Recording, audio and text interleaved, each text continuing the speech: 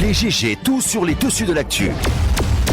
Moussa Moïsila, Tamba Milimuno, Roby, Lamine Guirassi Forment les grandes gueules. Parler beaucoup, manger l'argent, voyager beaucoup seulement, mais travailler beaucoup, créer des choses, emploi des jeunes, non, non, non. Les dirigeants africains, les dirigeants sont comme ça. Les grandes gueules. Merci de nous rejoindre dans cette émission Les GG sur Radio Espace Guinée. Vous nous regardez également sur Espace TV tous les matins. Merci à vous qui choisissez Bamboo FM du côté de Farana. Vous nous écoutez là, évidemment sur cette radio. Bienvenue à ceux qui nous rejoignent du côté de Youmou. Vous nous écoutez à Lola, en Zérekoré sur 99.7. Merci à vous qui nous écoutez à Labé, à Bokeh, entre autres. Mesdames et messieurs, plusieurs mots s'offrent à vous évidemment pour intervenir, interagir sur nos sujets. Soit vous partez sur Twitter, ça se passe là. Le numéro de téléphone s'affiche en bas de l'écran. Évidemment, si vous souhaitez en tout cas nous envoyer des messages. Si vous nous écoutez à la radio, c'est le 00224 657 39 13 13. Avec plaisir, nous allons prendre en compte vos messages dans cette émission Les Grandes Gueules sur Radio Espace Guinée. Vous nous regardez également sur Facebook grâce à Sola Média. Toute l'équipe ce matin pour votre plaisir. Bonjour Tamba Zakari Milimono. Bonjour Lamine, bonjour à tous. Bonjour mon cher Roby. Bonjour. Ça va? Ça va. Ouais. On s'accroche. On s'accroche. Cette adresse à la nation était attendue hier, mon cher. Bien évidemment. Ouais. Absolument, l'état d'urgence qui avait été pris était donc arrivé à terme hier.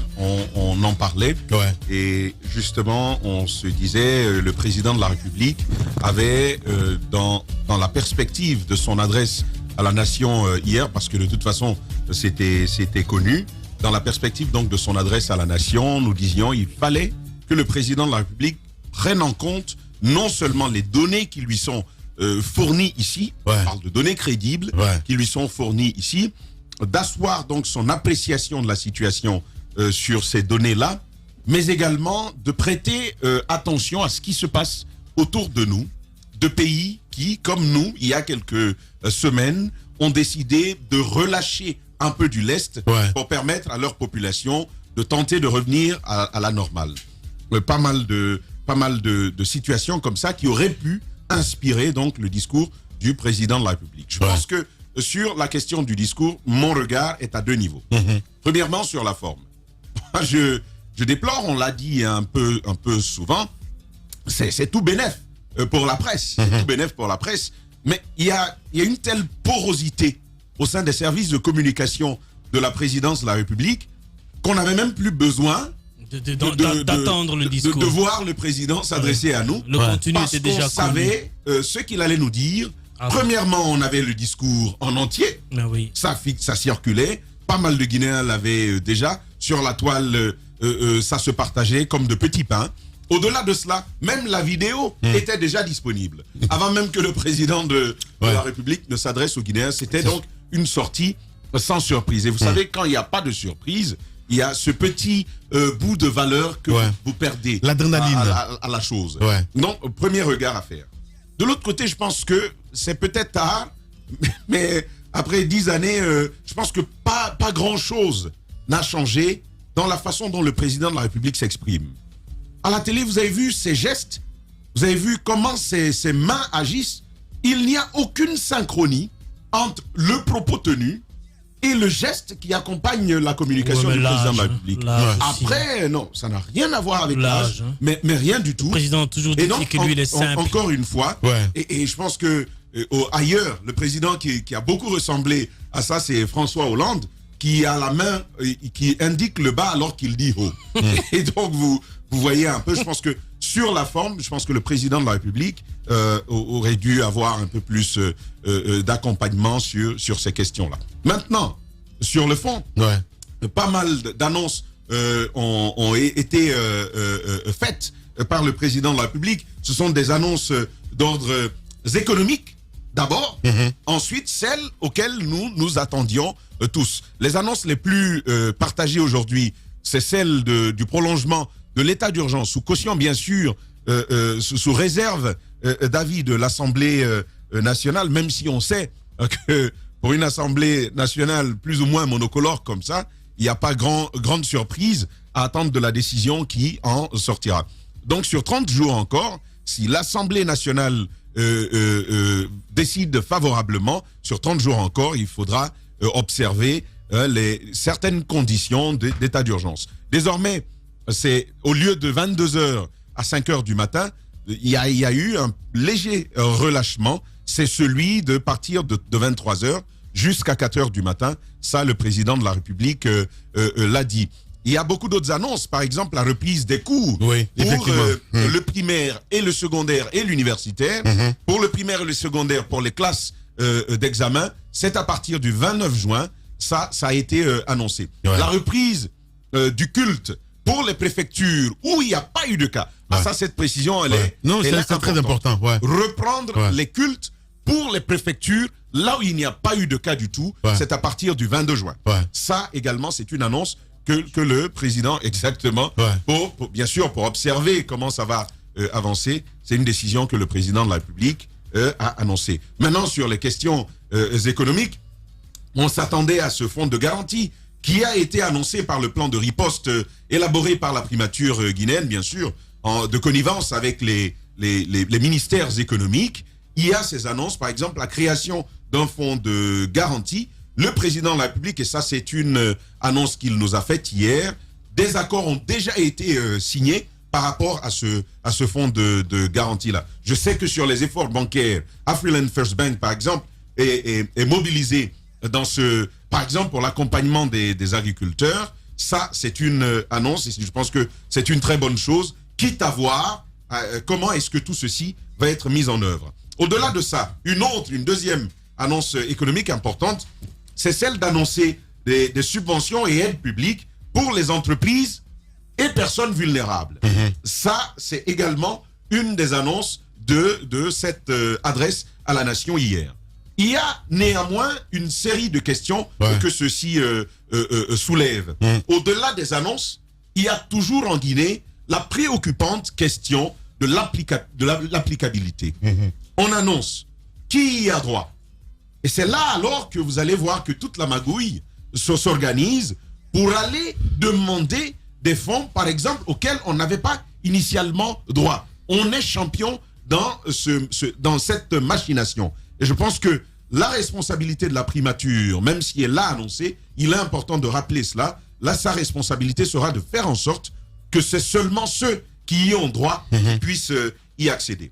Aussi, dans le prolongement de cette allocution. Non, je parlais de l'état d'urgence. Dans ce prolongement, il y a quand même deux questions qui restent posées. C'est le vécu des Guinéens. Cet accompagnement ne doit pas qu'aller aux institutions, aux organisations et aux individus qui mènent une activité génératrice de revenus. Les grandes Il y a la composante sociale du plan de riposte, qui est quand même une vaste composante. Je pense que c'est le lieu de la déployer le plus rapidement possible. Une première tranche a déjà commencé, on a vu sur la phase 1. Maintenant, il faut y aller. Et d'ailleurs, elle devrait aller à partir de la semaine prochaine, la phase 2, avec l'Agnès. Ce serait important que cette composante puisse être déployée très, très rapidement. Et le dernier propos, avant que mes amis ne parlent aussi, le dernier propos que je veux donner, finalement, 30 jours, moi je pense que on n'a pas assez fait cas du bilan de l'application des premières mesures. Je pense qu'il faut aller au-delà de cela pour voir comment cette fois-ci, les Guinéens peuvent être amenés à respecter ces mesures barrières. Ces mesures barrières, entre autres, contenues à l'intérieur de l'état d'urgence qui a été décrété par le président de la République. On continue d'aller en boîte, on continue de boire comme l'on veut, on continue de s'attrouper. Alors, si toutes ces parties, pourquoi ne pas ouvrir tout simplement les Guinéens à leur liberté habituelle? Cela dit, il faut encore une fois le rappeler, le virus court toujours. Hier, je parlais ici dans ce studio de plus de 230 cas en Côte d'Ivoire. À la veille, donc ce soir, nous avons donc pu apprendre encore une fois que la Côte d'Ivoire a enregistré 335 cas en une seule journée, avec plus de 45 décès. Et la Chine en une seule journée. La Chine rébelote. Le spectre des grands décès que nous avons vu en Occident commence à venir en Afrique. Jusque-là, on pensait qu'on serait moins atteint. Mais avec ce qui se passe de ce côté, il n'y a plus aucun doute. Nous pouvons tous être frappés de la même façon. il faut que nous fassions très attention et que nous gardions toute notre lucidité. Voilà, allez, nous sommes en direct, il faut le rappeler. Bien, allez-y, mon cher Moussa Moïse, que peut-on retenir de cette sortie du président Condé hier? Bonjour Lamine, je trouve que le président, au regard de tout ce qu'on a pu entendre sur sa personne, avant cette sortie médiatique, au regard de tout ce qui a couru, j'ai trouvé qu'il n'était pas aussi mal que cela. Les grandes gueules. Au niveau des gestuels, au niveau de la diction, il y a toujours eu ces mêmes reproches. Et cela ne peut pas, il serait très difficile pour le service de communication de corriger certaines choses, surtout celles qui sont liées à la diction. C'est des tics. Hein. Exactement, c'est ce que je dis. Mais globalement, j'ai trouvé qu'il était plus ou moins... Voilà, relax. Moi, je l'ai trouvé un peu nerveux quand même, sincèrement. Bon, voilà. écoutez, vous savez, lorsque un président est habitué depuis des années à être dans un registre libre, qui parle comme il l'entend, comme il le veut, et qu'à cause de la fonction présidentielle, qu'on lui dise, écoutez, monsieur le président, voilà ce qu'il faut faire, voilà comment est-ce qu'il faut regarder, le regard, ceci. Donc, vous mettez un monsieur qui a une culture politique de l'autre côté de la Corée de la Chine et tout cela dans une posture qui épouse la modernité et autres, c'est pas facile quelquefois, la mayonnaise ne prend pas. Donc tu peux sentir cela sur des gens qui sont habitués à être libres complètement de la tête, à parler comme ils l'entendent. Je pense que cela aussi peut jouer sur les gesticulations et tout ce qu'on a pu voir. Maintenant, dans le fond, moi je trouve que il y a un assouplement, un allègement des mesures de façon graduelle. Je comprends la prudence qui a été celle du président de la République. Je ne suis pas contre cela. J'estime que c'est vraiment une décision qui a été prise sur la base de recommandations scientifiques. Parce qu'il ne s'est pas tout de suite jeté. Moi, je m'attendais à ce qu'il lève complètement toutes ces barrières à cause de certaines échéances politiques, à cause des élections à venir et autres, mais il ne l'a pas fait. C'est-à-dire qu'il a tenu compte. Malgré que l'économie s'affaisse, l'économie en prend un sérieux coup, il a tenu compte de la vie des Guinéens. Cela, quand même, mérite d'être relevé en mettant en avant la santé d'abord des Guinéens et après l'économie. L'allègement de l'état d'urgence sanitaire qui peut être levé ou pas et qui est subordonné à l'appréciation de l'Assemblée nationale, cela aussi permettra aux scientifiques de donner au conseil scientifique notamment, de donner leur avis, de faire des recommandations au Parlement, parce que j'estime que le Parlement n'est pas composé de scientifiques, n'a pas d'appréciation scientifique à donner sur les moyens qui sont mis en œuvre, les moyens scientifiques qui sont mis en œuvre pour lutter contre la Covid-19. Il va falloir se pencher sur l'avis du conseil scientifique qui pourrait donc permettre d'influer sur la décision qui sera prise par le Parlement guinéen. Donc j'invite donc le Parlement à faire ce travail et à ne pas se lancer comme cela dans la prise des décisions qui pourraient avoir des conséquences terribles sur l'évolution de la Covid-19 dans notre pays. La prudence qui a été affichée permettra peut-être au pays de cerner un tout petit peu l'évolution de cette pandémie. Pourquoi je le dis? Le cas de la Mauritanie est un cas illustratif. La Mauritanie avait été présentée comme étant championne de la lutte, de la riposte contre la Covid-19.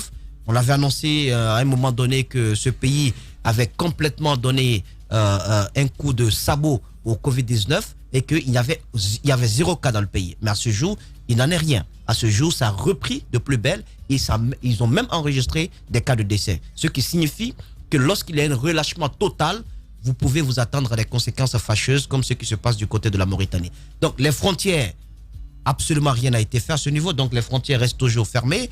Au niveau des transports publics, ça n'a pas été dit, mais j'estime, puisque ça n'a pas été dit, les transports publics sont toujours assujettis au respect du nombre de passagers qui est donc limité à 3 derrière dans les taxis et 1 devant. Dans les minibus, la même chose. Le port des masques reste obligatoire. Maintenant, là où je suis un tout petit peu inquiet, ce sont ces mesures qui sont quasi inexistantes à l'intérieur du pays. Les zones qui n'ont pas été touchées ne doivent pas être considérées comme des zones qui ne sont pas vulnérables. J'estime, parce que le président de la République a dit que le couvre-feu n'existe pas, par exemple, à l'intérieur du pays. Qu'il s'agisse des préfectures qui ont connu des cas ou pas, il n'y a pas de couvre-feu à l'intérieur du pays, seulement à Conakry. Mais n'oublions pas que le virus est en train, petit à petit, de gagner. De s'exporter à l'intérieur du pays. Je suis d'accord. Ouais. Donc, il ne faut pas complètement baisser la garde à l'intérieur du pays. J'estime que même si on n'allait pas mettre toutes les préfectures dedans, mais celles qui ont déjà des cas, celles qui sont déjà touchées, auraient dû connaître une certaine mesure drastique à l'image de Conakry. Mais si on ne le fait pas, la propagation peut continuer à ce niveau-là. J'attends maintenant de voir l'applicabilité des différentes mesures qui ont été annoncées, surtout en ce qui concerne les lieux de culte dans les zones où il n'y a pas eu de Covid-19 pendant 30 jours. Comment tout cela va se passer? Est-ce que le secrétariat général aux affaires religieuses pourra imposer cela aux différents imams? Parce que on ne sera pas collé, j'imagine, dans ces préfectures comme on a l'habitude de le faire, pour les prières, pour ne pas laisser Satan entrer entre les différents fidèles. Et comment faire comprendre cela aux fidèles qui sont quand même habitués à une certaine pratique religieuse? Difficile, donc, l'applicabilité peut poser problème. C'est pourquoi il a demandé qu'un plan lui soit soumis, un plan détaillé, lui soit soumis par le secrétaire général aux affaires religieuses, afin qu'il soit rassuré et que le conseil scientifique puisse également apprécier tout ça, que ces mesures seront appliquées et qu'il n'y aura pas de risque de contamination dans les mosquées. Pour les classes, j'attends encore de voir l'applicabilité de tout cela. Le 29, c'est bien ça? Exactement. C'est la date? Oui, j'attends de voir tout cela. Comment va-t-on le faire? Au niveau des universités, les classes d'examen, d'accord, au niveau des universités, les classes d'examen, on peut bien comprendre, il y aura assez de salles libres pour qu'on puisse ne pas permettre une certaine, une sorte de pléthore dans les salles de classe. Mais au niveau des universités, je me pose bien de questions parce que on sait bien comment est-ce que nos salles sont bondées de monde. Et ça risque d'être... Pas seulement au niveau... Ça risque de chauffer. Donc, les ministères qui ont été cités, qui sont concernés, doivent faire un travail de fond. Il ne faut pas... Le ministère des Affaires religieuses, ça existe, ça? Oui, le secrétariat général des Affaires religieuses. Parce qu'ils ont dit... Allez-y, mon cher Roby. Il faut vraiment soumettre un plan qui prenne en compte cela, c'est-à-dire la santé. Les grandes gueules. Et qu'il ne soit pas un plan juste pour... Attendons de voir. Non, mais justement, on s'attendait pas à du neuf dans le discours du président de la République. Moi, ce qui me choque un peu, pour reprendre là où les autres ont commencé, c'est que là, il y a une habitude qui s'est installée à Sékou Touréa, c'est que les informations qui sont en possession, qui doivent normalement être en possession du président de la République et données à date ou à l'heure à la population, généralement sont, même les décrets, la plupart des décrets, en tout cas les derniers décrets, on a été au courant déjà des décrets bien avant que le président de la République passe à la télé. Donc je pense qu'il faut réorganiser un peu le service de com, ceux qui vont pour le préenregistrement de l'adresse, parce qu'il faut le noter, souvent c'est préenregistré. Ceux qui vont, c'est pas du direct. Non, ceux qui vont pour ceux qui vont pour le préenregistrement des discours du président de la République lorsqu'il doit faire des annonces importantes au peuple doivent être prudents. Moi, je suis sûr que c'est de là que la fuite vient, parce que c'est eux qui détiennent généralement les éléments papier, les éléments sonores et les éléments images. Ça, c'était juste une parenthèse. Pour en venir au discours, au contenu du discours même, moi, je m'inquiète beaucoup plus sur le fait que à l'intérieur du pays, on ait ouvert les cultes. C'est vrai qu'il faut ouvrir les cultes, mais aujourd'hui, il faut savoir une chose, c'est que c'est très difficile d'organiser la masse de population qui vont venir, surtout les vendredis, ce qu'on appelle généralement la prière de masse dans les mosquées, ou les dimanches dans les églises. On va pas demander aux gens de faire du tour de rôle, c'est-à-dire que venez moins prier à telle heure et puis un autre groupe. Non, tout le monde va vouloir venir prier, parce que l'heure de la prière, c'est une heure unique généralement. Donc comment va-t-on organiser tout ça? Est-ce qu'on va mettre un quota de personnes qui doivent prier en tour de rôle, ce qui est difficile à effectuer, vu que le nombre de mosquées qui existent généralement dans les villes ne peut pas suffire à décanter le nombre de fidèles, et le nombre d'églises aussi ne peuvent pas suffire à décanter le nombre de fidèles qui viennent prier. Ce sera très difficile d'appliquer les mesures barrières les vendredis et les dimanches dans les mosquées et dans les églises. Ça, c'est un premier aspect. Pour revenir au cas des écoles, c'est la même chose. On sait très bien que dans les lycées publics, il y a tellement d'élèves dans les salles de classe qu'ils ont instauré un système de roulement. Pas de roulement par jour. Il y a des élèves, il y a des classes d'examen où les élèves viennent 3 fois par semaine. Puisque les autres seront à la maison, entre-temps, je pense qu'au niveau de ces classes d'examen, il y aura possibilité de faire de la place. Non, ce que tu ne sais pas, c'est qu'au-delà du fait qu'il y a la possibilité de faire de la place, je n'y crois pas trop, parce que les salles d'examen sont généralement des salles qui, au minimum, contiennent 100 à 200 élèves. Et 100 à 200 élèves multipliés par le nombre de bâtiments et le nombre de classes d'examen, en commençant par la science sociale jusqu'en sciences mathématiques, parfois tu te retrouves dans un lycée où tu as 6 fois la classe de sciences sociales, etc. Vous avez un lycée qui Les grandes gueules. de la 11e jusqu'en terminale des salles de classe. De la 11e jusqu'en 12e, personne ne viendra. Rien que la terminale. Je pense qu'il y aura de l'espace pour pouvoir permettre à ceux qui feront l'examen. J'aimerais bien le voir. J'aimerais bien le voir. Ça me ferait plaisir de le savoir, mais ce sera très difficile non seulement d'appliquer les mesures barrières, mais ce sera aussi, il faut être rigoureux dans le port des masques, ce qui est un aspect très important de cet allègement. Donc pour moi, le président de la République a fait des grandes annonces, c'est vrai. On s'attendait à cela, l'allègement des heures et tout ça. Pour le plan économique, moi je voudrais relever un aspect, c'est qu'on a oublié un peu les tenanciers.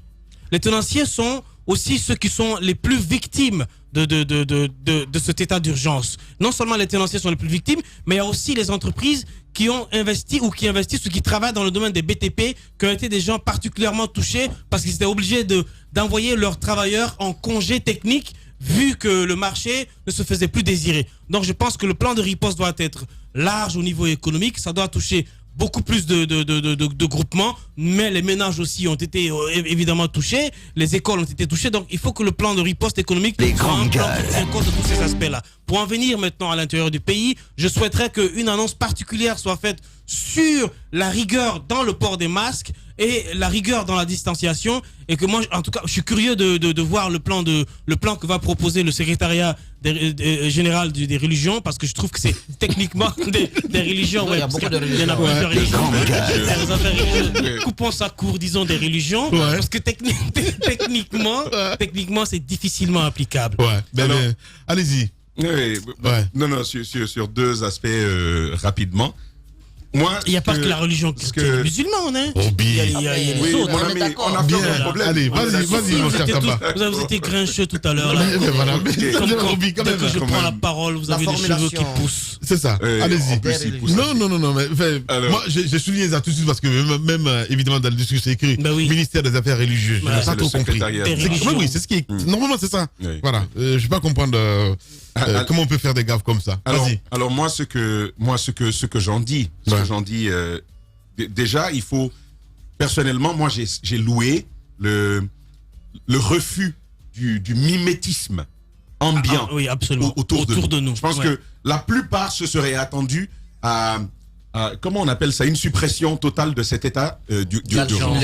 Une levée, merci Moussa Moïse. Je pense que c'est à cela que l'on s'attendait, une levée de cet état d'urgence. Je pense que le président de la République a pris le temps d'apprécier, et ça mérite d'être il a tenu compte des recommandations du Conseil scientifique cette fois-ci. Je pense que ça mérite d'être souligné, et je pense encore une fois que c'est une très très bonne décision de décider de reconduire l'état d'urgence. Ce qui est en revanche plus important, justement, c'est de faire en sorte au moins que cet état d'urgence soit respecté. Alors, le deuxième pan de mon propos touche bien sûr à la reprise des cours. Je pense que côté secondaire, il n'y a aucun problème. Côté primaire, il n'y a aucun problème. Par exemple, au secondaire, c'est que les classes de 10e et de terminale qui sont concernées. Donc, bac, 12e, terminale et 10e. Sauf que dans des lycées, il y a plusieurs 12e, plusieurs terminales. Et au niveau du primaire, il n'y a que la 6e année, le CM2. Il n'y a que le CM2. Sur les 5 autres niveaux, il y a quand même de l'espace qui se crée. Et d'ailleurs, le problème de roulement ne s'est pas souvent posé au niveau du secondaire. Souvent, il n'y a pas eu de problème à ce niveau. Les roulements, et c'est là toute mon inquiétude, c'est ce qui va être fait niveau supérieur. À l'enseignement supérieur, déjà, dans les universités publiques, j'ai envie de dire, toutes les universités publiques, il y a cette pratique du roulement. Il y a des étudiants qui n'allaient que 2 fois la semaine en classe, d'autres n'allaient que 3 fois.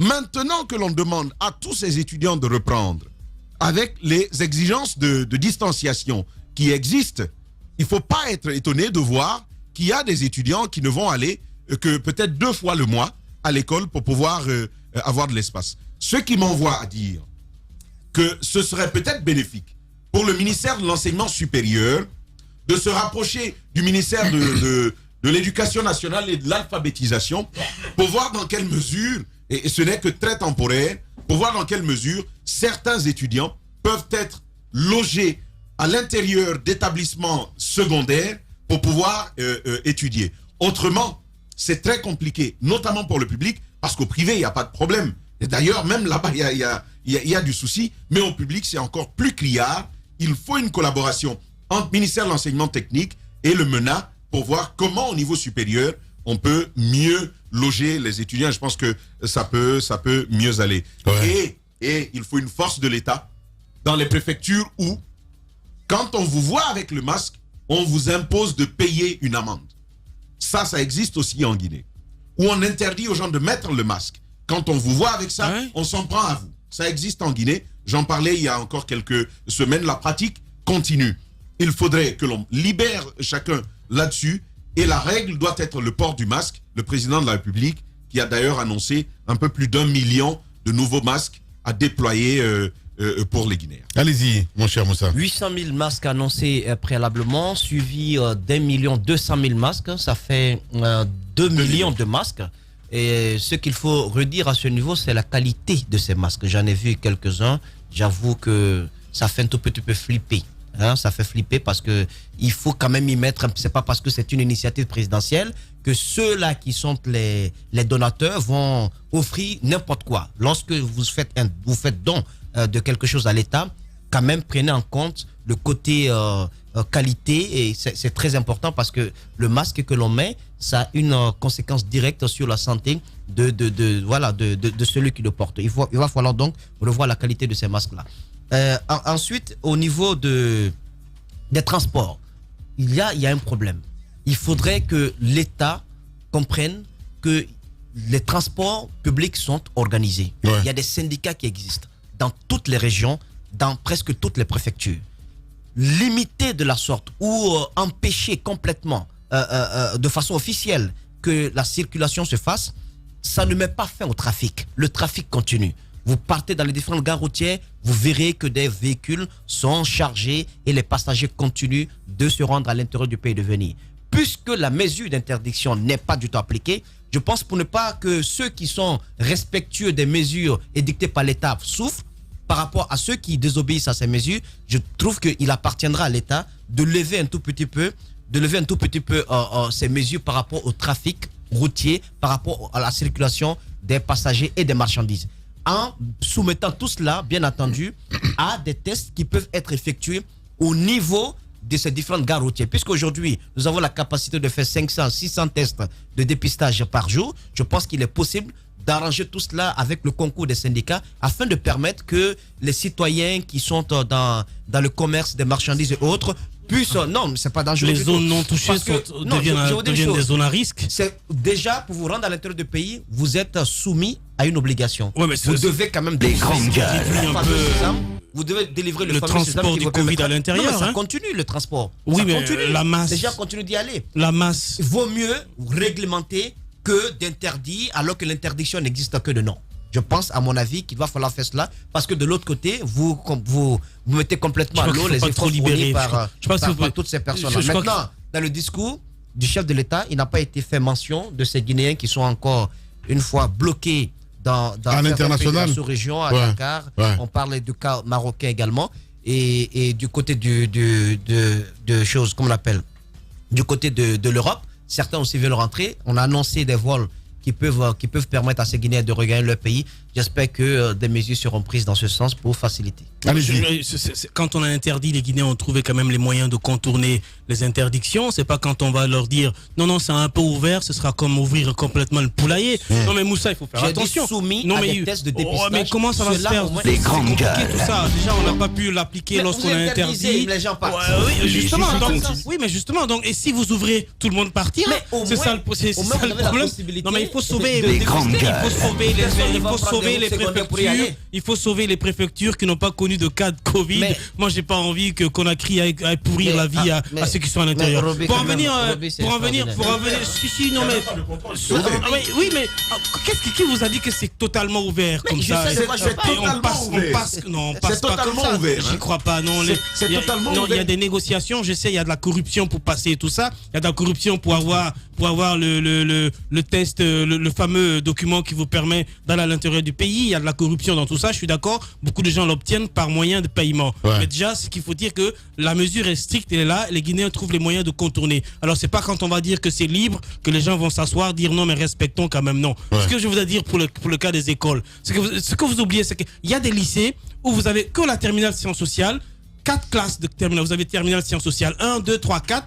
Démultiplié par 2 parce qu'il y en a qui viennent le matin et d'autres qui viennent le soir. Ouais. Vous comprenez, ça fait 8 classes de terminale. Alors vous le multipliez comme ça par sciences sociales, sciences expérimentales et sciences mathématiques. Banalement, vous vous retrouvez avec division possible 24 classes de salles d'examen. Je ne vois pas le lycée qui peut contenir 24 classes de salles d'examen où les élèves peuvent être ou peuvent respecter la distanciation. Encore une fois, même les périodes d'examen nous prouvent à aisance qu'un seul lycée, pour des périodes d'examen, peut vous prendre. Non, si, permettez-moi Mais d'aller dans laissez-le aller jusqu'au bout. Vas-y, Roby. Je vis ici avec vous, je vois les réalités. Écoute, vous allez me contredire. Vous allez me contredire. Écoutez, vous allez me contredire le fait que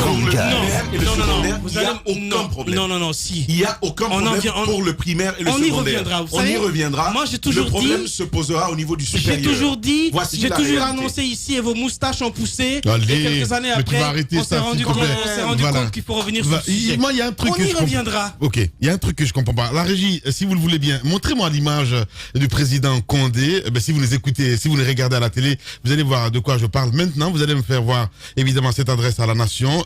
Si vous êtes avec nous du côté de la régie, j'arrive pas à comprendre qu'on peut pas voir le visage, je veux dire les yeux. Mais c'est son visage, tu je sais, mais oui, c'est la vérité. les yeux, c'est tellement. Mais c'est son visage. Vous voyez ses yeux ou pas du tout, les gars? C'est son visage. Oui. C'est son visage. Mais non, je demande, je pose une question. Non, mais c'est son visage. Les grandes gueules. Non, mais quand même, les gars. Ouvrez les yeux. Oui. On dit en Côte d'Ivoire. Oui. On dit en Côte d'Ivoire. Il n'y a pas magie dans photo. Si tu es vilain, tu sors vilain. Tu as vu comme il est, c'est ce que la Oh, caméra mais non, ça passe pas. Tu as vu la dernière adresse à la nation de Paul Biya? Non. Bah, il fallait voir. Ah bon? C'est pire. Le nôtre est mieux. Ah bon?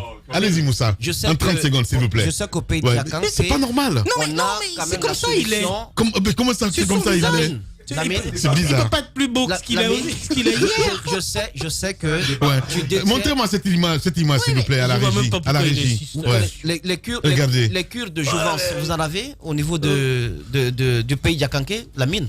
Non, pas du tout. Alors, j'arrive pas à comprendre. Ce monsieur, quand même, traîne depuis 10 ans. Mais c'est le reflet de 80 quand même bonnes années. Ouais, vous ne pouvez pas mettre tout cela avant.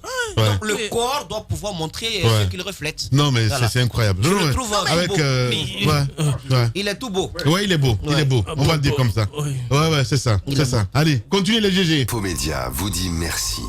Merci de choisir tous les jours les grandes gueules pour vous accompagner dans cette crise inédite. Vous êtes des millions à nous choisir à la radio et à la télévision.